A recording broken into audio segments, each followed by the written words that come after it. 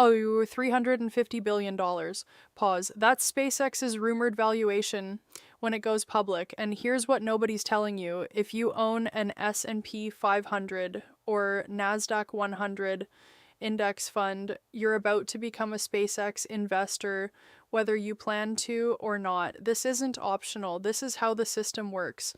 And today I'm showing you exactly what happens to your money when the most valuable private company on earth finally hits public markets. Let's get into the mechanics because understanding this gives you an edge over 90% of passive investors who just set it and forget it. First, index inclusion rules. The S&P 500 isn't just the 500 biggest American companies. There's a committee. There are criteria. A company needs positive earnings in its most recent quarter and over the trailing 4 quarters combined. It needs adequate liquidity. It needs to be a U.S. company with at least 50% of shares available to the public. SpaceX checks most boxes already. Starlink alone reportedly generated over $4 billion in revenue last year. The company has been profitable. The question isn't if SpaceX qualifies, it's when. Now here's where it gets interesting for your portfolio. Pause, stop and think about this. Index funds are passive, right? You buy View or SPY, you get the market, simple. But when a $350 billion company enters that index, every single fund tracking it must buy shares. Not might, must. We're talking about trillions of dollars in assets that track the S&P 500 alone. Vanguard, BlackRock, State Street, Fidelity, all of them forced to purchase SpaceX stock within days of the inclusion announcement. This creates what I call a forced buying tsunami. The demand is artificial but very real, and historically this drives prices up in the short term.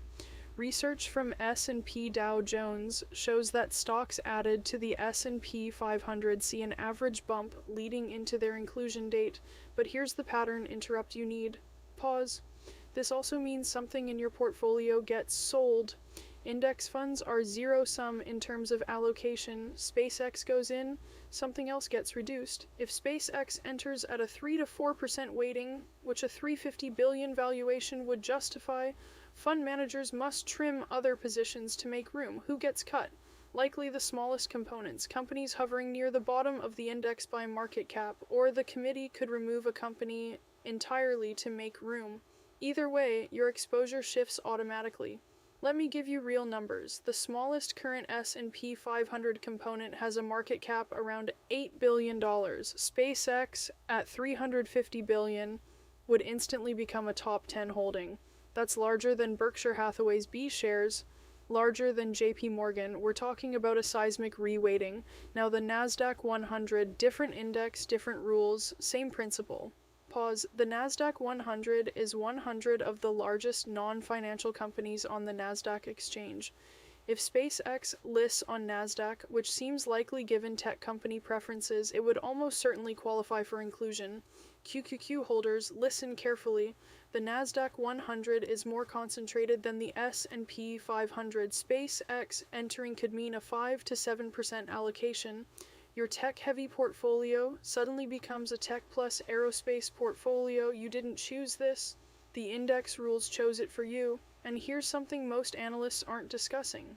SpaceX isn't correlated to the market the same way Microsoft or Apple are. It's a government contractor, a satellite internet provider, a space transportation company. Adding it diversifies your index in ways that actually might benefit you, but only if you understand what you're holding. So what should you do right now? Pause. Option 1. Do nothing. Seriously, if you're a true passive investor with a 30-year horizon, this is just another rebalancing event. The market adapts. Your returns compound. You ignore the noise. Option 2. Front-run the inclusion. This is riskier. Some investors buy IPO shares anticipating the index bump. You're betting on timing, which historically is a losing game for retail investors. Option 3, and this is what I'd consider, review your overall allocation. If SpaceX becomes 3 to 5% of your index funds, that's meaningful single stock exposure to a company with execution risk, regulatory risk, and Elon Musk risk. You might want to offset that concentration elsewhere. Here's the bottom line. Pause. SpaceX going public isn't just a headline. It's a structural change to the two most popular indices in American investing. Trillions of dollars will move mechanically. Your retirement account will be different on the other side of this. You don't have to do anything, but you should know what's happening to your money. That's the difference between passive investing and passive ignorance. If this breakdown helped you understand what's coming, subscribe to this channel. I release videos every week breaking down exactly how market events impact your actual portfolio. Not theory, not hype. Data you can use. Hit subscribe. I'll see you in the next one.